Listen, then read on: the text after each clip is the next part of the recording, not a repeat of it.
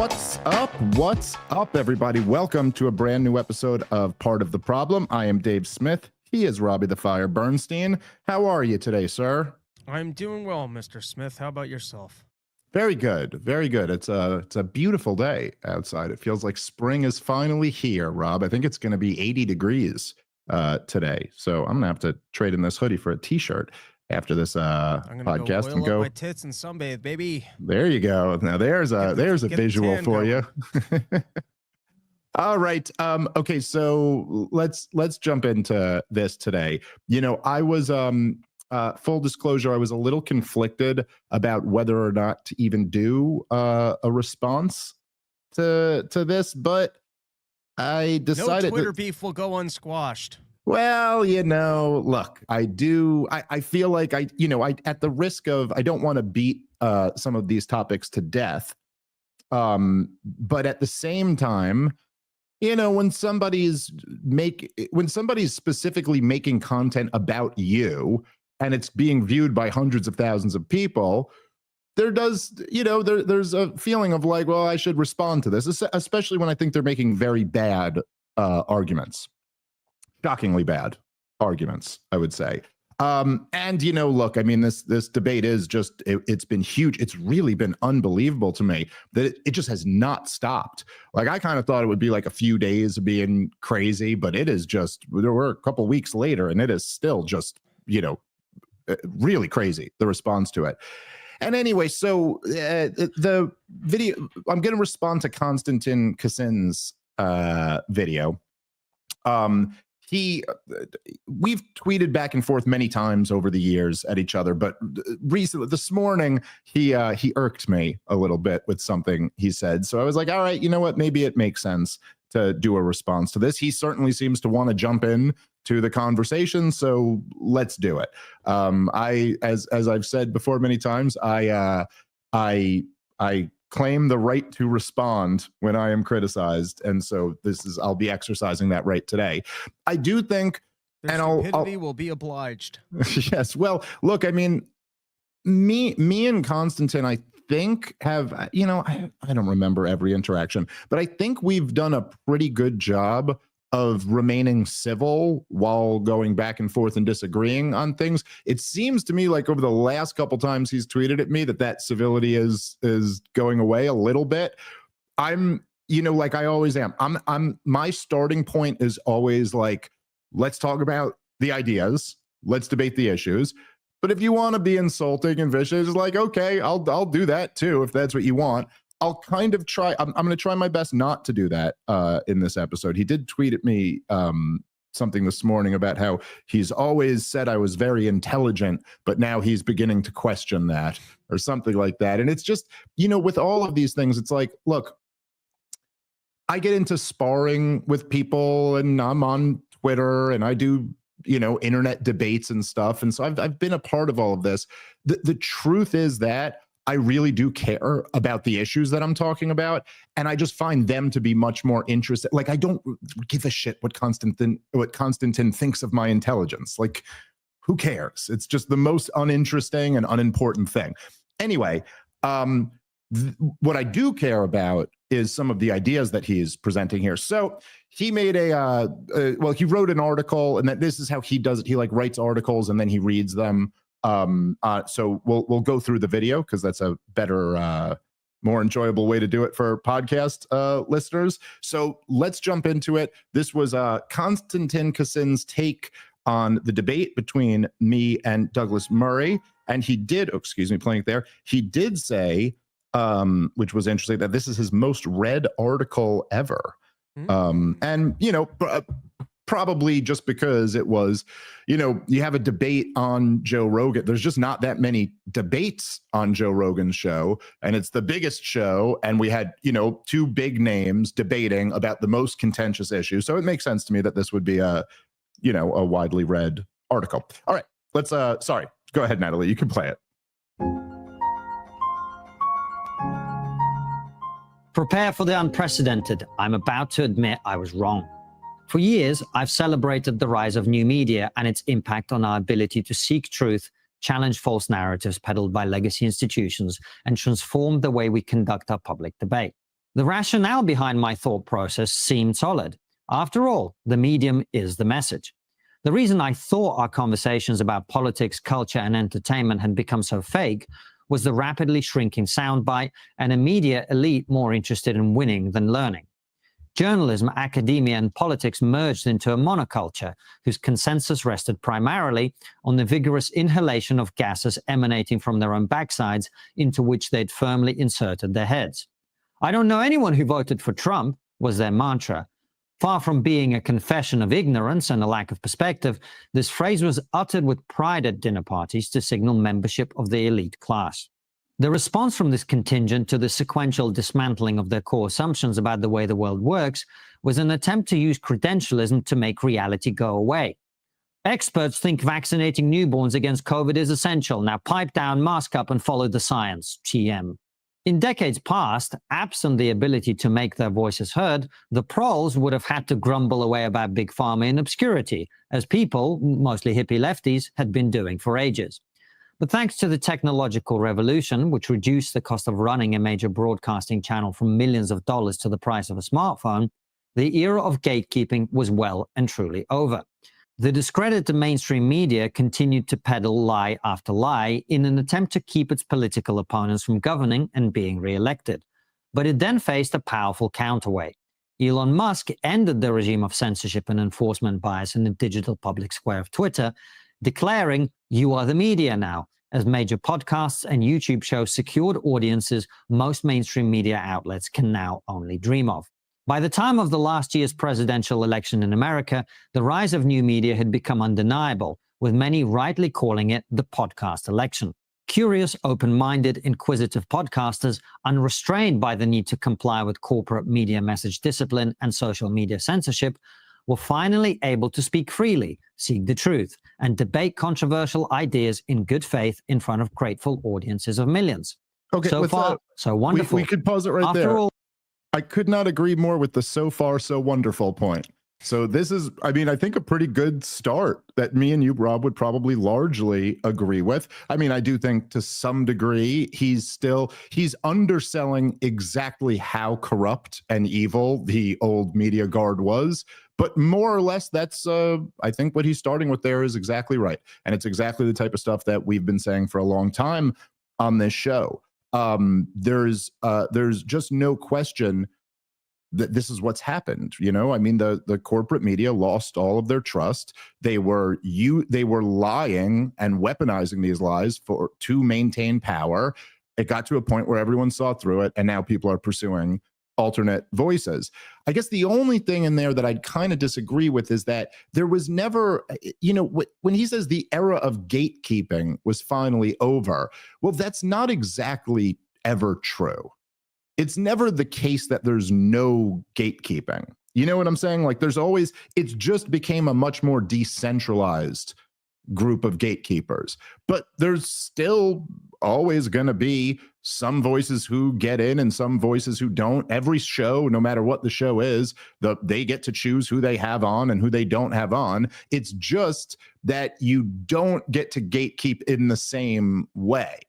So like, let's say, for example, you're talking about the idea of vaccines. Well, the pharmaceutical companies, with their somewhat significant influence over the corporate media, can gatekeep voices like Bobby Kennedy from ever getting on there. But if Joe Rogan wants to have Bobby Kennedy on, there's nothing they could do about it. The same can also be said for the military-industrial complex. I mean, if you turn on CNN or MSNBC or Fox News, you are hearing from former CIA director, former Pentagon employee, former director of national intelligence, but you're not hearing voices like whether left or right. You're just not hearing the people who are outside of that, or very rarely hearing the people who are outside of that establishment. But now Tucker Carlson gets to decide. It's not up to some suit in a corporation somewhere. It's up to the guy who's built the trust with his audience, like it or not. So anyway, that would just be my only bit of critique there. But a good start from Konstantin Kassin. It seems like we've got a great bit of content here. He gets it. We'll see. Any thoughts on any of this, Rob? Well, I'm looking forward to the pivot to, hey, but there's this one thing that's just too important for people to be allowed to have freedom. But not Israel. Everything else is fine. Yeah. Just not. Whoa. We got wars to fight here. And okay. That's different than when you heard that pitch from people that wanted to tell you that about global warming, and that's different than when you heard it about COVID, and it's different when you heard it countless other times. But this one is actually so important that we can't allow for that freedom thing because people are getting it wrong. There you go. Okay, let's keep playing. Well, what could go wrong with democratizing information? Well, as it turns out, quite a lot. Just as the assumptions of the elite class were proved wrong by the actions of their fellow citizens during the era of Trump, Brexit, and COVID, the assumptions some of us held about the future of the media are now crumbling before our very eyes. With politics becoming the primary form of entertainment in Western society, more of us now get our news and opinions from entertainers rather than serious commentators, and, just as importantly, we often struggle to tell the difference between the two. Now, having transitioned from a career in comedy to my current role as writer, interviewer, and political commentator, I can hardly complain about the meshing of culture, politics, and entertainment. And I am not complaining. I'm merely pointing out that the incentive structures and thought patterns we would typically associate with the entertainment business are not the same as those we would expect to see in journalism and academia. This difference was perfectly illustrated in the recent debate between journalist and author Douglas Murray and comedian and podcaster Dave Smith on the Joe Rogan Experience, the world's biggest podcast. Officially, the full 3-hour discussion was mostly about the wars in Gaza and Ukraine, with Smith being in the so-called anti-war camp and Murray being a supporter of both Israel's campaign to eliminate Hamas and Ukraine's struggle to retain its sovereignty and independence. These conflicts and both men's positions have been debated endlessly. That part of the discussion is less relevant here. The much more interesting fault lines were exposed on the fringes of the debate. The conversation began with a... That's a mighty convenient approach to have. It's a mighty convenient... Sorry, go ahead. The bulk of the conversation or the substance of it. Like, I mean, it's wild to me how many people who want to find a way to defend Douglas Murray in this debate, which just on so many levels to me seems to be like a crazy losing game. Like, why would you want to go down with this sinking ship? But okay. But really to just brush away, forget about any of the content of the debate. That's been debated before. Well, okay, but like there's 2 wars raging on right now. After, again, as I've made the point before, I often call what's going on in Gaza a war. Not really sure that's the appropriate name for it. But no, I am sorry, especially if you're going to be talking about like journalistic standards and the difference between entertainers and commentators, which again, as Konstantin admits himself, he's essentially the same thing I am. I mean, I guess he doesn't still do comedy. I still do comedy, but he's a guy talking about issues that he cares about on a podcast who is not an expert in any of these areas. But isn't it awfully convenient how there could be so much discussed and written about, like my standards or my lack of expertise or all of this, and none of them ever want to do is point to like, Dave got these 5 things wrong. Douglas Murray demonstrated his expertise in this point. It's never that. And in fact, he just openly, imagine like starting your review of a debate and then openly going, hey, I'm not so interested in the debate. Forget that part. But how about the other part? Like whatever, we'll see what he's about to say here. But it is just, I don't know. I do find it incredibly revealing that anybody would be giving their take, writing their most read article on a debate and just totally take a backdoor out of the substance of any of the debate. I don't know. It's very strange. Oh man, this is my most read article I've ever written. It was about the Lakers-Knicks game last night. But forget about the game. Let's just talk about the halftime show or whatever. It's just very bizarre to me. But all right. And do they have a specific credentialing system that they'd like to speak to for who would be qualified to be a commentator on these issues? Because feel like if you took our track record against Rachel Maddow, we probably have a better track record of better political analysis about basically everything from the time that I've been on this podcast. So we'll be back to just if MSNBC platforms someone, are they endorsing Rachel Maddow right now and saying that that's the kind of expert class that we should be listening to? Or what is there some sort of a test people are supposed to take? And what test would be better than the track record of commentary and the legacy of getting things right than you and I have?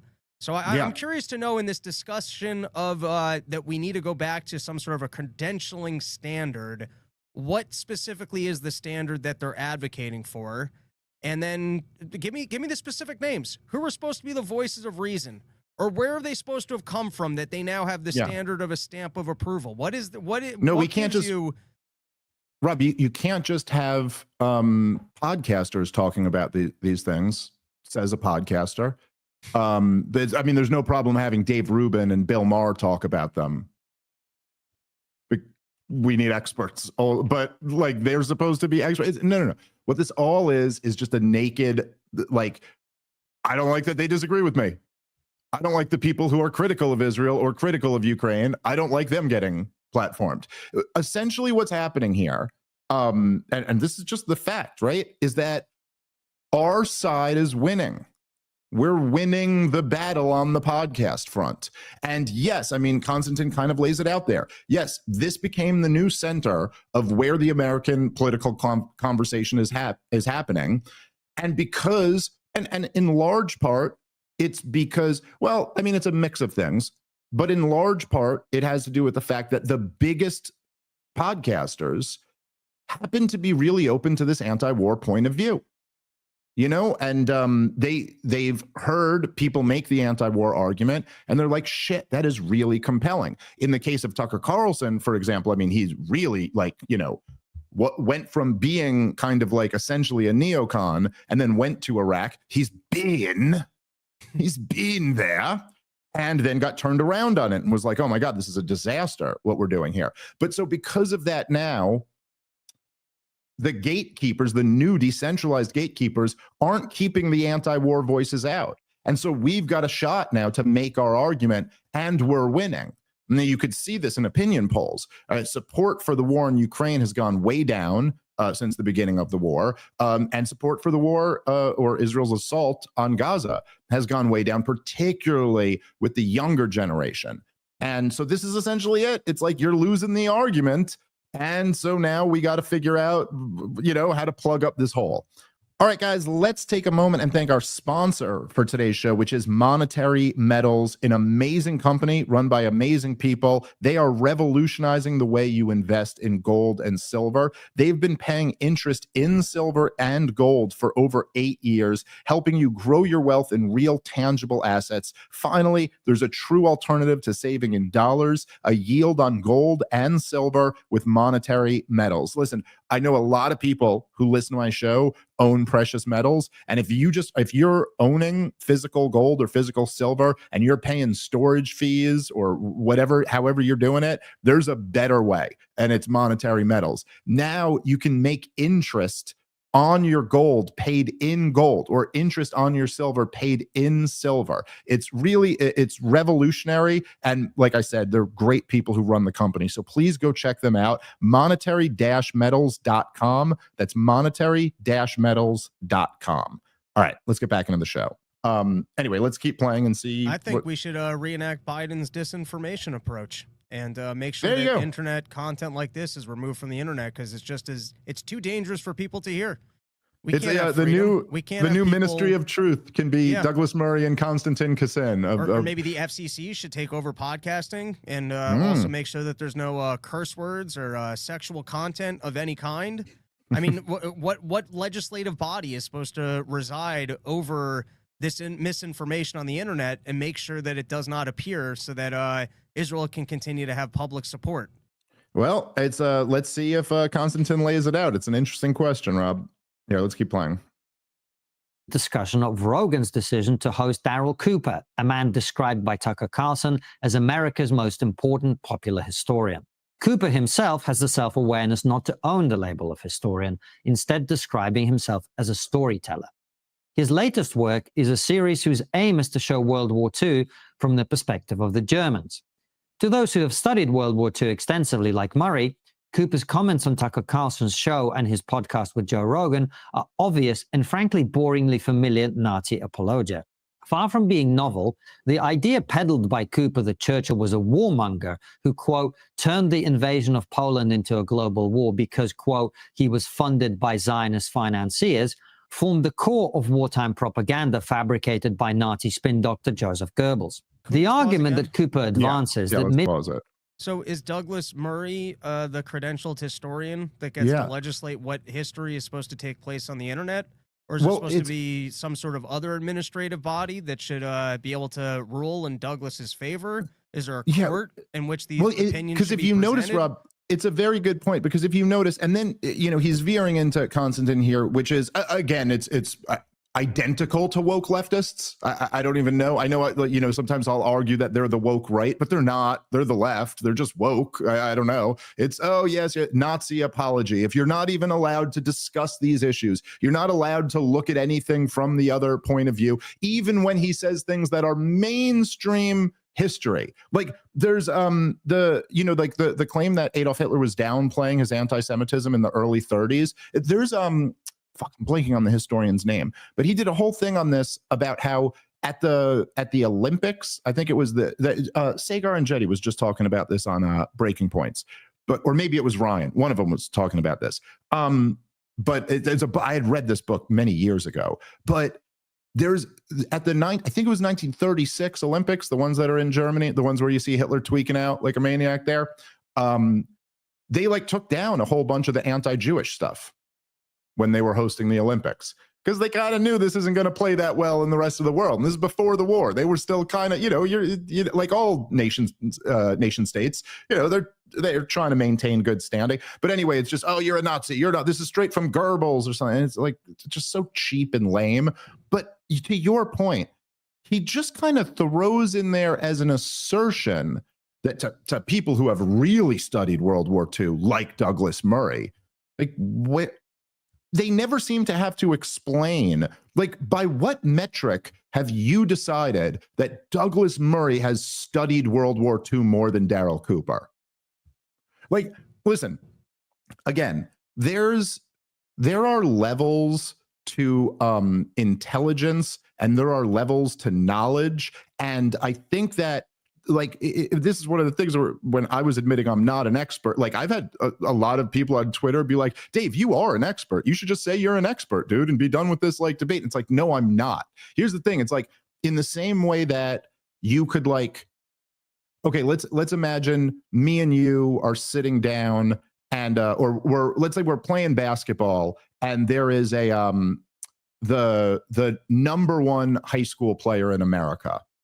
Like, you're talking like Kobe Bryant when he was 17 is sitting there, and it'd be very easy for me and you to be like, that's the best basketball player in the world. Like, this is just insane. He just did a 360 dunk. This guy's lightning quick. He's 6'8". This guy's just incredible. But then, like, to someone who plays in the NBA, they'd be like, slow down. Like, there's levels to this shit. And much like as a lot of people who fight, they talk about this. It's like the better at fighting you get, the more you realize how much you suck at fighting, because you become a purple belt and it's like, oh my God, you could kick anybody's ass. And you're like, I roll with brown belts and black belts all day. I could not kick anybody. So anyway, I say all of that just to say this: for anybody who's consumed Daryl Cooper's work, feel however you feel about him. You could completely disagree with his politics or his conclusions or any of this. The dude is insanely well researched. Insane. Like, I mean, I genuinely think he's probably read over 100 books about Israel Palestine. Like, he's read everything, dude. Like, it's just, and so for him to just casually, and I know Daryl, and I know anybody who actually knows his work knows, like, if he's doing a World War II series, he is going to be reading everything about it. So how he just gets to claim that Douglas Murray really does his research, and he does. Do you guys ever feel the need? Like, do you ever have to show your work on these claims? How do you know that? How do you know what Douglas Murray's read versus what Daryl Cooper's read? By what metric are you making the decision that he's the one who's done his research and he isn't? I don't. And by the way, that doesn't mean who's right or wrong. These are two very different claims, right? Like there are people who are extremely well read who are wrong about everything politically, but like the way they just get to play this game and just dismiss Daryl, it's pathetic. It's like this is not, again, not an argument. None of this is an argument. This is just assertions backed by nothing. We need censorship because too many people are listening to the other people. Seems to be what it boils down to. But okay, I mean, they would claim they're not advocating censorship, but it's like, what exactly are you advocating then? Are you advocating Joe Rogan stop having me and Daryl Cooper on the show? Because what's really the substantive difference between that and advocating censorship? Well, only they're credentialed people who aren't actually credentialed, such as Douglas Murray. Right, who have lots of different opinions on lots of different subjects. We can hear from all of them. You could even be a comedian who hosts a podcast, and then you could talk about serious things. We could have a range of opinions, except for war. Except for when it comes to war, in which case we all must be lockstep on the side of these disastrous conflicts that all of you guys support that never work out. You know, it's crazy. It's whatever. Anyway, I'm sure. I know Douglas was saying he downplayed it. People have sent me since then, but I should have had. This is one area I fucked up on a little bit. I should have had that more in the front of my mind. But when I was like, didn't you go to Ukraine and write that article saying that Ukraine will win? And he goes, no, I didn't say that. I said it was possible Ukraine. Go read the article. The line is, Ukraine will win. Russia will lose. Okay. So sorry, guys. Yeah, you guys got it. Much like the COVID experts, you guys have been too spectacularly wrong for too long, and you're losing. You're losing the argument. Sometimes, you know, it's an expert from the regime based on how many things they've gotten wrong. And so perhaps that's specifically why we need to listen to these people more, is because of their track record of getting things so wrong. That's how you know that they're credentialed regime experts. It does seem to be the standard. All right, let's keep playing. Millions of prisoners of war and civilians died on the Eastern Front because the Nazis failed to plan properly for the invasion is simply a lie. There is extensive documentary evidence which confirms that the reason millions of prisoners of war and civilians died on the Eastern Front is precisely because the Nazis succeeded in their plans. Because Murray is educated on this issue, he assumes that everyone else, including Smith, is too. Exasperated, he tries to explain that far from being revolutionary, these ideas have been pushed by discredited historians like David Irving for decades. Have you listened to his podcast, though? Okay, can you just pause it for a second? It turns so here's just an interesting little thing that you might notice. And again, listen, Konstantin, like what you're engaged in here is propaganda. Like this is just pure bullshit. And it's not, again, it's always what it always relies on. Like if you notice with these videos, right? And this is why I say it's propaganda. You're reviewing a debate and brushing aside the debate. You're talking about expertise, but you're not pointing out anything that I got wrong. You're not, with Daryl Cooper, you're not going, okay, here, he had the Fear and Loathing in the New Jerusalem, or he had the Anti-Humans, or he's had these big, huge series, and you're not going like, this is riddled with inaccuracies, and here are 5 of them. You're not doing that. What you're doing is taking a couple of sentences, taking them wildly out of context, misrepresenting them. What Daryl Cooper actually said, he did not make the claim that the Nazis didn't intentionally kill people in Eastern Europe. That was not his claim. What he was saying was essentially, and he said that this applies to Israel also. So what ended up, he started making this point, then Tucker kind of went on a different path, and then he never got back to like really finishing the point. But the thing he was making was actually, what he was doing was attacking neo-Nazis, actually. What he was doing was attacking the defenders of the Nazi regime. He was saying that it doesn't even matter because you're responsible either way. So in other words, his point was, Rob, I don't know if you saw him make this, but he was saying, listen, if you're Israel and you go into Gaza and then you don't have a plan for how to get innocent civilians to safety, well, that's on you. And it doesn't matter whether it was intentional or not intentional or nothing. It's your responsibility now once you commit the invasion. And so likewise, he was saying, even to because one of the things he brought up, and this is it was a letter from like one of the Nazis back to Germany who was out in Eastern Europe, and I guess it was I think it was in 1940 if I'm remembering correctly. But so he said basically they're in the middle of the war. There's a lot of devastation, and he was writing back going like, listen, like all these Jews that we got in these camps, or maybe not just the Jews, but whoever was in these concentration camps, he goes, I think a lot of them are going to starve to death, and it might be more humane to just execute them or something like that. But Daryl was saying like, look, even if that's the case, that even if you're saying like, oh, it was just like in the war, they didn't mean to do any of this or nothing. He goes, it's still a bullshit excuse because it doesn't matter. You invaded these countries, you set up these camps with no plans for how to take care of these people, and you're still responsible for it. So he wasn't making the argument that they never did this intentionally. He was saying, even if you make that argument, the argument still fails. That was the point. So again, Daryl Cooper just wrote a piece the other day. I still have not gotten a chance to read it, but Daryl Cooper just wrote a piece last week, condemning anti-Semitism. None of them will ever bring that one up. They always bring up the 3 lines that they like to take out of context. They never bring that up. But aside from that, there's, a Konstantin here. And this is what I mean, like when it's starting to get into propaganda, is that he sits there and he goes, actually, you know what? Bring it back a second, Natalie, because I want to make sure. Let me get this right, because I distracted myself in this rant. Just bring it back a few seconds, because I want to get the point that he was making. Far from being revolutionary, these ideas have been pushed by discredited historians. Okay, you like can David stop it right there. Thank you. That's all I needed. So this is the other thing that's propaganda here. Okay. And you remember, I give Michael Malice a lot of credit for being the one who pointed this out to me. And then as soon as he points it out, you go, oh, that's a really, really good point. But his point was, he goes, you remember when they tried to cancel Joe Rogan last time? I'm sorry that I might have brought another one on him, but it'll fail. So it's cool.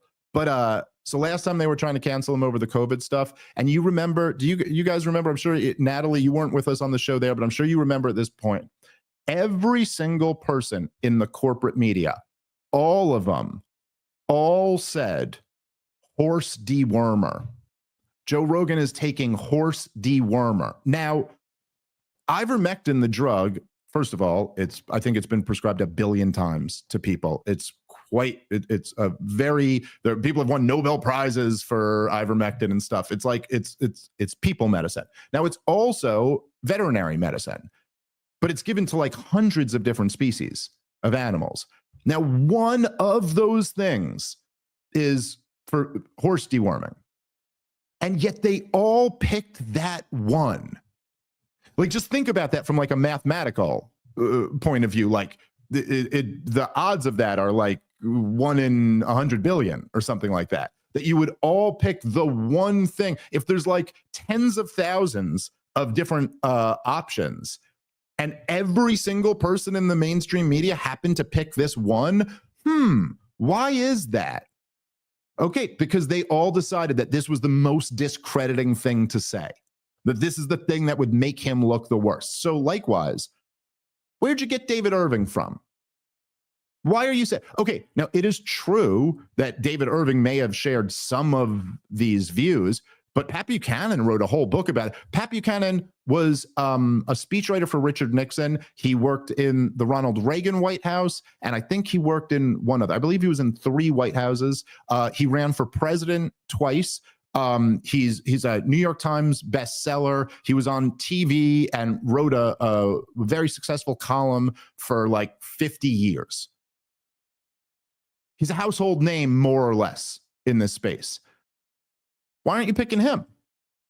Why are you saying this is from David Irving? You know why, Rob? Because David Irving was also a Holocaust revisionist.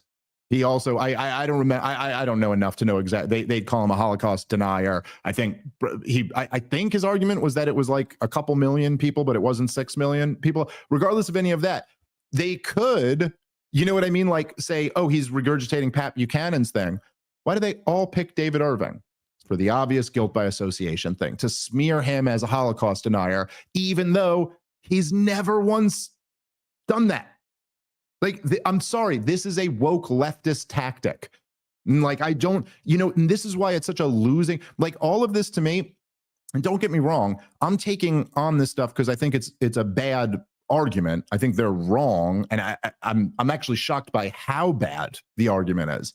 But what the thing that's been so strange for me over the last couple of weeks is that you're just like, I can't believe you guys all want to go down this path. Like, you really want to sit here and argue on behalf of the expert class and these issues have been dealt with long ago. But what does that mean? Like when someone like Konstantin will say the reason why Douglas Murray is so frustrated is because we've already batted down all these stupid ideas. But I think for a lot of us, we go, oh yeah, but that was back when the evil machine had full control of everything. Maybe we didn't really bat down these ideas. Maybe Pat Buchanan was right about all those things he was saying. I mean, I don't know. Yes, it is true to some degree that Douglas Murray's ideas won the day and people like Pat Buchanan and Ron Paul's ideas lost the day. But what have we gotten for that? And, at a certain point, if we figure out that we've been lied to about everything for the last 20 years, some people might go, well, what were they saying 30 years ago? What were they saying 40 years ago? What were they saying 60 years ago? It's a natural reaction. That doesn't mean everything they were saying is wrong, but it definitely means you can't just dismiss it away as that's already been taken care of. Sorry, we've seen how this machine works. Okay, let's keep playing. Decades. Have you listened to his podcast, though? Rogan interjects. It turns out Murray hasn't, and this is later used as evidence against him after the episode airs.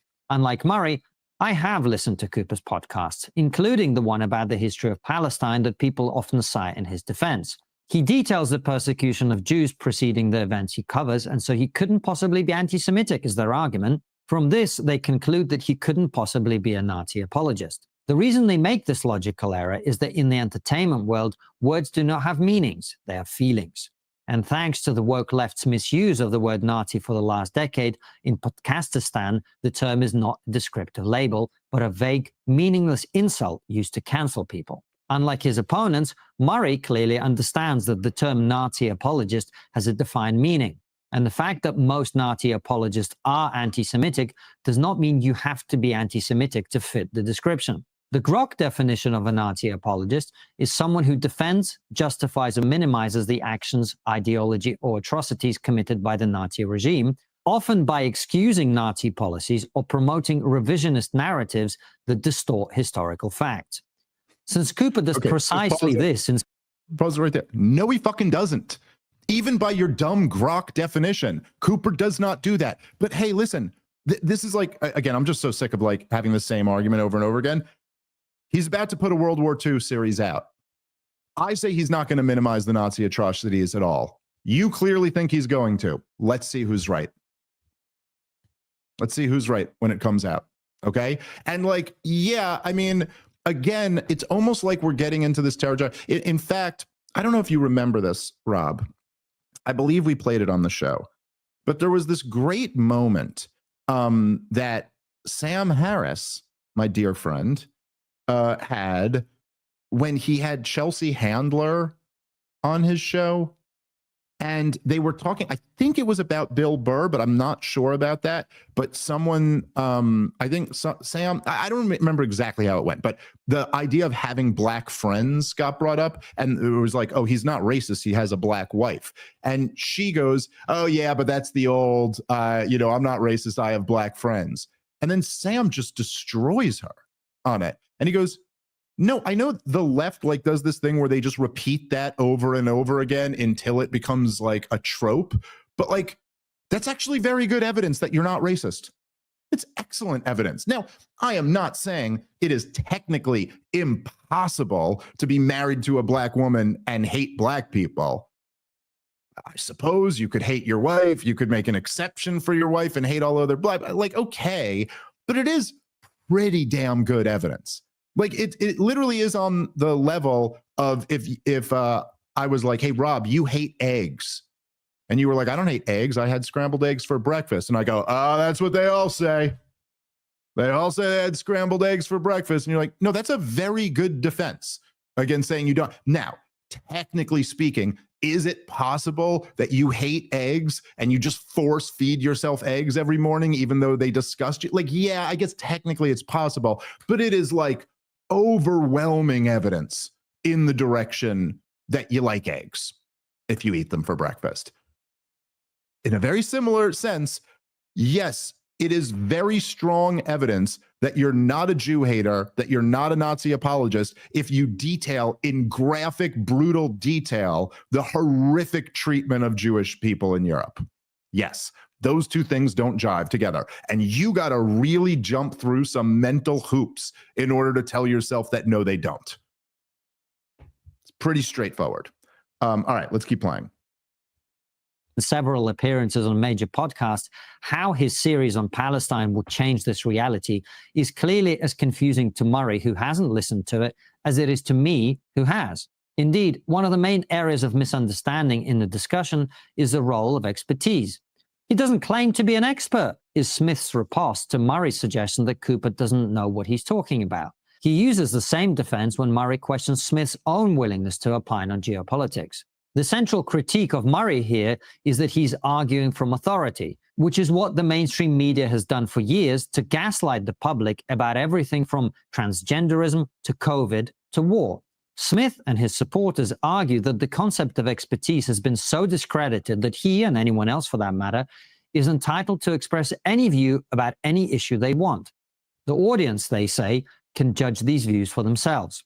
Murray's attempt to dismiss such views on the basis that they don't align with expert opinion is seen as an ineffective argument at best and an attempt at credentialism at worst. There's a sliver of truth to this criticism. Engaging the argument someone is making directly is a much more powerful approach. But to suggest that arguments from authority are entirely invalid is silly. Almost everything you believe is based on an argument from authority. Light bulbs, for example, are a fairly unsophisticated and omnipresent part of our lives. Yet the number of people watching this video who are capable of explaining how they work without resorting to arguments from authority will be vanishingly small. I'm not just talking about the fact that most people... This is what Konstantin starts doing this in a lot of his videos here. And it's just, it's like the last time we took it apart when he's explaining first principles and just clearly does not know what a first principle is. Like objectively, not my opinion or your opinion, just like that's not what a first principle is. He goes, my first principle is that October 7th was wrong. You're like, no. That's not how that works at all. He's just misusing terms here. An argument from authority or an appeal to authority is a logical fallacy. Okay, it's saying that because somebody's an authority figure, therefore they're correct. What he's talking about is specialization, the division of labor, and the fact that human beings have very limited knowledge. I don't need to know anything about light bulbs. That's not an argument from authority. That's just, I don't know, and other people do, and I judge it based on the fact that it seems to work. An appeal to authority would be if I were to say, none of these lights are working, none of these are turning on, and you were to say, yes, they are, because an electrician said so. You get the difference? They're just different things. One's a logical fallacy and one is not. But again, this is, as I've made the point several times now, you can pick your logical fallacy here, but Douglas Murray is clearly making one. It's either an appeal to authority or he's just straw manning. Because if you're saying that the claim here is that I don't think we need expertise, so I've never said anything that even kind of indicated that. And in fact, as I go out of my way every time I'm on Joe Rogan's podcast, I make sure to mention all of the experts who have influenced my thinking on these topics. So again, it's just a non-argument. There's nothing here. It's just not true. Yes, it is true that we rely on expertise. Nobody is arguing against expertise. What I argued against was that the expert class should be the only ones who can weigh in on these topics. Not that expertise isn't important. Again, as I've said over and over again, if this really was Douglas Murray's argument, which it was a bit more than that, but if this really was his argument, then he could have stated it in one sentence and we could have moved on. Hey, when you talk about these issues, it's really important to know what you're talking about. You agree, Dave? You agree, Joe? Yes, 100% agree. Yes, 100% agree. Let's have the debate now. That's it. Otherwise, you're just knocking down straw men. All right, guys, let's take a moment and thank our sponsor for today's show, which is the Ridge Wallet. I love the Ridge Wallet.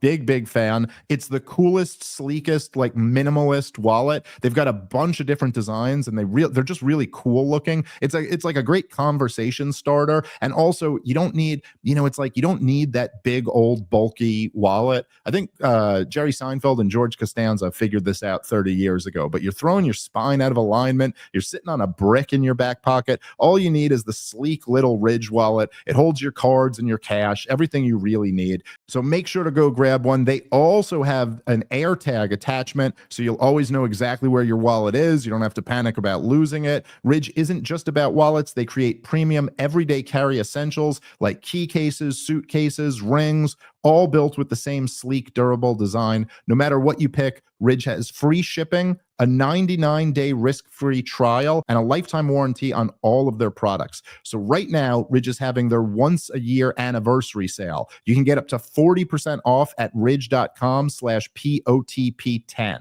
That's the website. Head on over to ridge.com/POTP10 to see their biggest sale of the year. After you purchase, they will ask you where you heard about them. Please let them know that you heard on the Part of the Problem podcast. Ridge.com/POTP10. All right, let's get back into the show.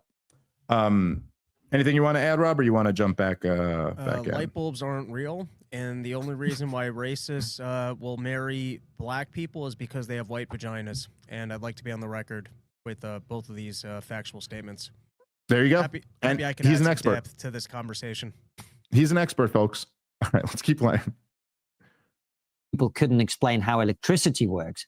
I'm talking about the fact that almost everyone who can will only be able to do so by quoting the work of other people rather than experiments and research they themselves have conducted. While Rogan seems to side with Smith in this exchange, it is highly unlikely he would adopt the same approach to his own areas of expertise. When it comes to mixed martial arts, his interview guests are the best of the best. The dazzling array of UFC champions, top MMA coaches, respected trainers, and other experts does not appear to include comedian Dave Smith. There's a popular clip on the Jerry YouTube channel in which... Pause it for a second. Wrong.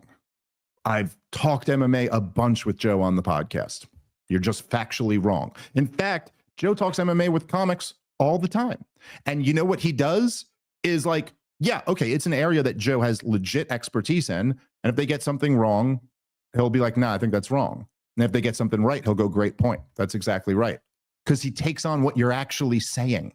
He doesn't just say, I'm the expert, therefore everything you say is wrong. So you're just blatantly wrong. Terrible example, and a terrible example to pick me of, because I've actually talked MMA a bunch with Joe on and off the podcast. You want to... Again, also the same example Douglas Murray used. Interesting. I'll tell you something interesting about light bulbs. I don't understand how light bulbs work, but I have electrocuted myself. And from learned experience, I could tell you if you touch the exposed light bulb, you might electrocute yourself. You know what else I can tell you from learned experience? If you consistently listen to regime experts, you're probably getting bad information. Now, I might not actually be an expert in any of the topics that the regime tries to pitch to me, but I can tell you more often than not from the 10 years of following these topics, when the regime is really selling you on something, you might want to do your own homework, because from my own experience, they seem to be lying a whole bunch. I don't need an expertise on light bulbs to tell you, hey, I touched one and I got electrocuted. Hey, you might be careful. You might want to be careful touching that thing, and don't use Christmas lights as shower lights. I can tell you that one. I'm not an electrician, but I learned my lesson on that one. I don't know. It seems like a lot of fancy talk for, hey, we need some censorship because I got a check from Israel and I got a war to sell here. It sure does feel that way. I will say it's like, again, Bobby Kennedy made this point. It was an excellent point. But when someone said something, they hit him with this appeal to authority. And they were like, well, the experts say that vaccines don't cause whatever negative outcomes. And he said something along the lines of, he goes, listen, he was an environmental lawyer for many years.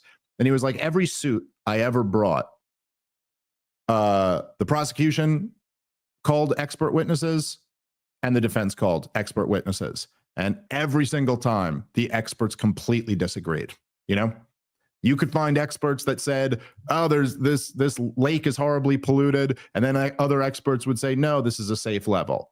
And so this is kind of where a lot of this breaks down too, is that you go, it's always like, listen to the experts, but then it's also like, well, which experts?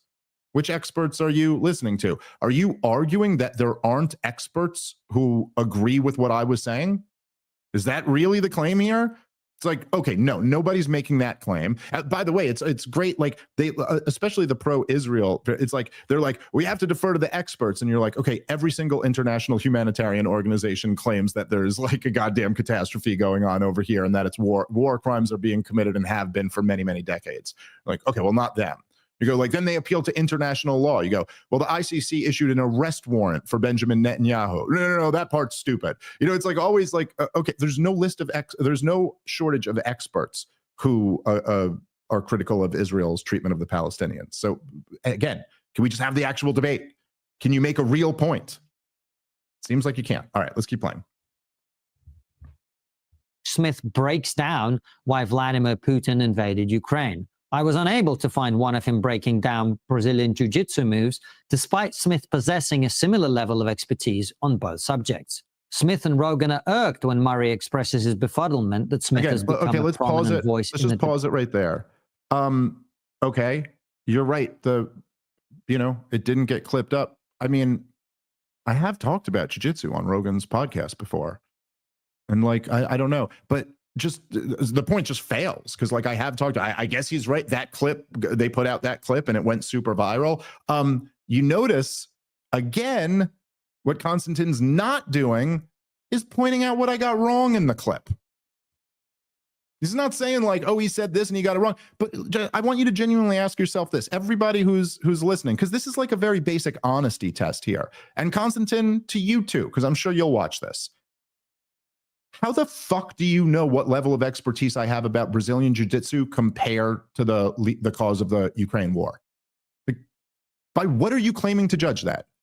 I have the same, you're just putting me at 0 at both? Like, me and Konstantin debated Ukraine, and like the general consensus was that I smoked him in the debate. So like, what expertise does he think he has that I don't have? But how would you possibly know? How many books have I read about the lead up to the war in Ukraine? How do you know? You have no fucking idea. You're just pretending. You're lying. You're making this up. It's ridiculous. I mean, like I would never, I don't know. I just would never do this. Like I would never engage in this tactic. I mean, it's possible that after smoking someone in a debate, if it was like, okay, the one thing I could think of was when I debated Austin Peterson on Israel. And it was coming off, he debated Clint Russell and then he debated me, and they both went terribly bad for him. And at one point, I remember, I mean, he got so much wrong, just didn't know it. At one point, Clint mentioned the Nakba, and he goes, the Nakba, I haven't heard of that. I think you're referring to the Balfour Declaration. And Clint was like, no, the Balfour Declaration was in 1917. We're talking about 1948 right now. And like, okay, so after that debate, and then after my debate, I did conclude, I don't think this guy's ever read anything about this topic. But it was like 4 reasons, you know, it was like, I think you don't know what you're talking about. 4 reasons. These guys seem to never feel the need to give any of the reasons. Just asserted. Douglas Murray knows. Daryl Cooper doesn't. Dave Smith doesn't. Like, okay. Care to elaborate? All right, let's keep playing. About Israel and Palestine without ever having visited the Middle East. The shock at the idea that someone ought to see things with their own eyes before commenting on them is palpable. Indeed, in the aftermath of the debate, Smith promoted a popular video in which Murray's statements to this effect are contrasted with his previous ridicule of the concept of lived experience. This is very low-quality thinking. If you do not see things with your own eyes, your opinions are by definition not your own. They are an agglomeration of opinions and facts you have gathered from other sources whose veracity you cannot properly evaluate. That doesn't necessarily make them wrong. Indeed, most of our opinions about... This is an absurd claim. Like, just totally ridiculous. Your opinions aren't your own unless you've been to the place. Like, I mean, I do not understand how he wrote that down, sent it out, then read the words in front of a camera and didn't think to himself, oh, wait, what am I saying exactly here? Your opinions aren't your own if you got them from somebody else or if you haven't gone to the place before. Like, that just makes absolutely no sense. So you're saying let's just say you attend a debate between two experts. Now, the whole purpose of a debate, right, is to persuade the audience. You hear the arguments this guy makes, you hear the arguments this guy makes, you go, I think that guy made superior arguments. Oh, and he had no answer for that. And that was a really good point. I think this guy's right on that issue. That's not my opinion now because somebody else informed my opinion. By the way, the logical conclusion of this, you understand, is that none of us have any opinions about anything. Because even going to a place, you're still being influenced by the people. Like, it's not as if, obviously, again, if Douglas isn't knocking down a straw man, obviously you can gain insight by traveling to a place. You could learn things that you didn't know before. But to pretend like by putting your feet on the soil, you magically now take in all of the information and everybody's experience and see it from everyone else's perspective is fucking ludicrous. And the idea that, like, that's the only true opinion is if you go somewhere, anyway, it makes absolutely no sense. No, you can gain, in fact, you can gain a lot more insight by reading experts than you can just by going on a trip. I mean, like, look, let's say, Rob, me and you went, what was it, 2 years ago now, we went on a European tour. We went to Ireland and Scotland and Amsterdam and London. I don't know too much about those countries' history. Like, I know a little bit here and there. I know mostly what kind of involves America. You know what I mean? Like, are the areas I know most about. But, like, okay, let's say we go to Ireland, right? If I were to do a deep dive on Ireland or the Irish history, the way I have on Israel, Palestine, or Ukraine, or, you know, any of the topics that I talk a lot about, like, let's just say if I were to read 15 books about the history of Ireland, okay, which I'm not going to do, but, like, I could do it if I had to. So let's just say I read 15 books. Are you honestly telling me that you think I would get more insight from our trip there than from reading 15 books about it? Like, that's just not clear at all. But anyway, the idea that we don't have opinions unless we've been to the place and seen it with our own eyes, this makes no sense. Conceptually, if I were to see a picture of the pyramids, I can't have an opinion that they're impressive because I haven't actually been there. And inversely, if I read or see footage of the Holocaust in Auschwitz, I can't have the opinion that it's terrible because I wasn't there. And the only way that you could form an opinion is by actually being somewhere. So I guess the entire field of history, by the way, that doesn't exist. I guess all of physics, I mean, I don't know. How many people are in a lab observing the laws of physics? I guess maybe. I don't know. Maybe that's not a good example. But there's entire fields of study that are conceptual. So absolutely. Or the idea that, like, an astrophysicist can't have a real opinion, only an astronaut can. Right? Like, you haven't been there. So it's just, I mean, literally, I'm right. I can't do the shocked. Analytics about the being on Mars to try and plan for how someone could survive on Mars. I'd have to actually go to Mars. Yeah, it's not your opinion. The only way that I could decipher the information about how we might survive on Mars. I am, and I mean this, I'm shocked. There's never been a guy who's, before he went to a factory, was pulled in for a consulting job and then looked at the spreadsheets and the books to figure out what might actually help the company be more profitable. Never happened. Yeah. Well, it's again, like I said, I'm shocked, and not like Douglas Murray was, like, being performative that he was shocked I haven't been there. I'm genuinely shocked that Konstantin would go down with this. It might be the worst argument I've ever heard. Anyone, like, you don't have opinions unless you've been to the place. It's wild. All right, let's keep playing. They are an agglomeration of opinions and facts you have gathered from other sources whose veracity you cannot properly evaluate. That doesn't necessarily make them wrong. Indeed, but what is most this of our also? opinions Pause it for a about second. Why can't you evaluate other people's opinions? You can't have an opinion. Like, why can't you evaluate somebody else's expertise? If that's the case, true, then shouldn't nobody be allowed to side with Douglas Murray in the debate? After all, they're just listening to another expert who's been there, right? Expert. Anyway, let's keep playing. most things are not our own. You know why? Because we get them from people we consider to be authorities on the subject in question. You might call them experts. The great trick being deployed here is to allege that experts can't be trusted while relying on a different set of experts. On Ukraine, the non-expert Smith is using the ideas of people he considers experts, like John Mearsheimer and Jeffrey Sachs. On World War II, the non-expert Cooper deploys the arguments of people he considers experts, like David Irving, and so on and so forth. All opinions are valid and should be given a hearing, scream the people whose entire media diet is made up of people who only push the narrative they prefer. There's a pause This for is a where second. Smith... Who said that? Who said that? Again, just blatant straw man. Yes, again, none of us were ever, not me or Joe, were not arguing against expertise. And we were not saying, I certainly have never said, I'm not informed by experts. Yes, I've read the experts that back up your side. I've read the experts that back up the other side. I think the ones on your side are full of shit and the other ones make much better arguments. That's my opinion on this. The point is that I still get to talk about this and I still get to have an opinion just like fucking you do, Konstantin. This is just too nutty, dude. You're in the process. I mean, how is this not a performative contradiction of some sense, Rob? He's explaining all of this, right? On a podcast. Like, what? What are we talking about here? This is too crazy. All right, I'll play a couple more minutes and then I think we're just going to call it an episode because this is just too nutty. Really turning into Spaceballs here. The arguments he makes about countries he's never visited from other people.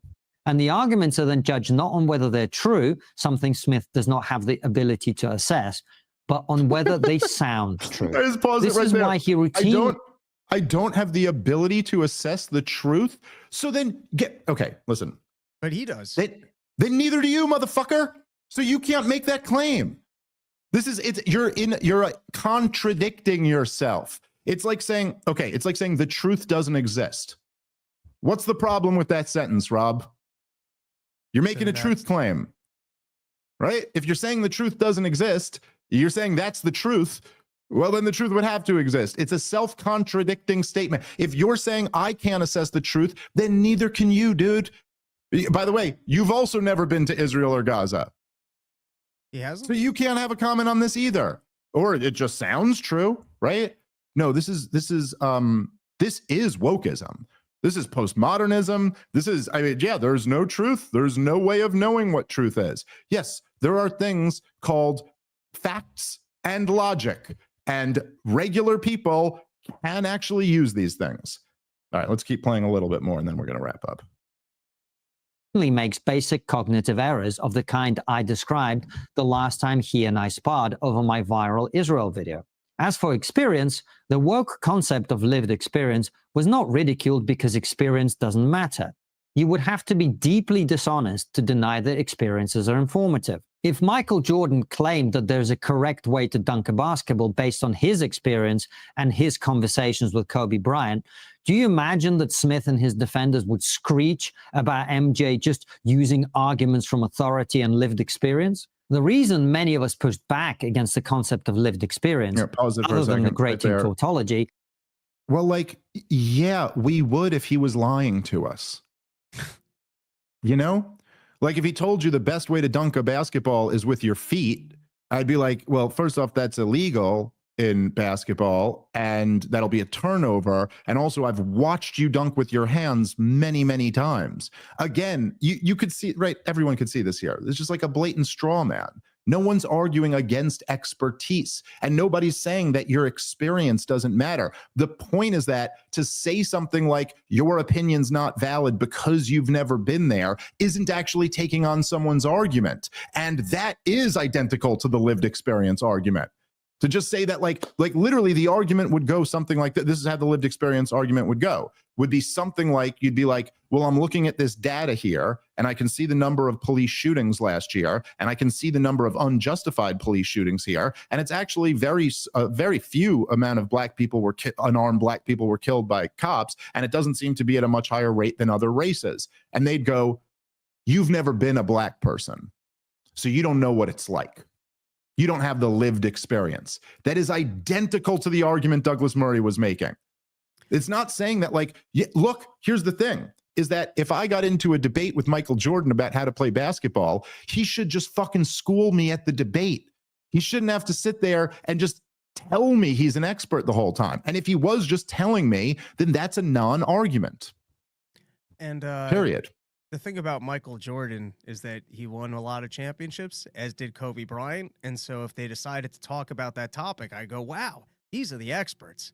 But when the expert class decides to tell me something and they've gotten it all wrong repeatedly, I go, it's like if Michael Jordan broke his legs before he got to the NBA and never played basketball other than at the high school level. And it's a good point. It's a good point. We judge him.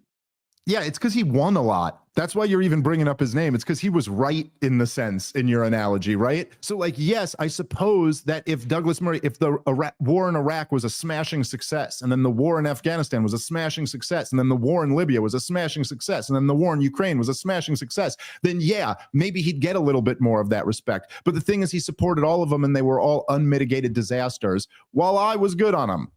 So yeah, forgive me if I don't just take him at his word, and I'm going to insist that him or you, Konstantin, have to make a fucking argument, which none of this is.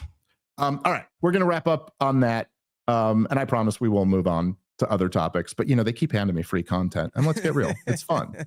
It's fun. People like it. And there's always these episodes where people go like, oh, I don't even like these episodes. And you're like, well, they do really good numbers. So I think you do. All right, guys, we do got to wrap on that. Thank you very much for listening. Catch you next time. Peace.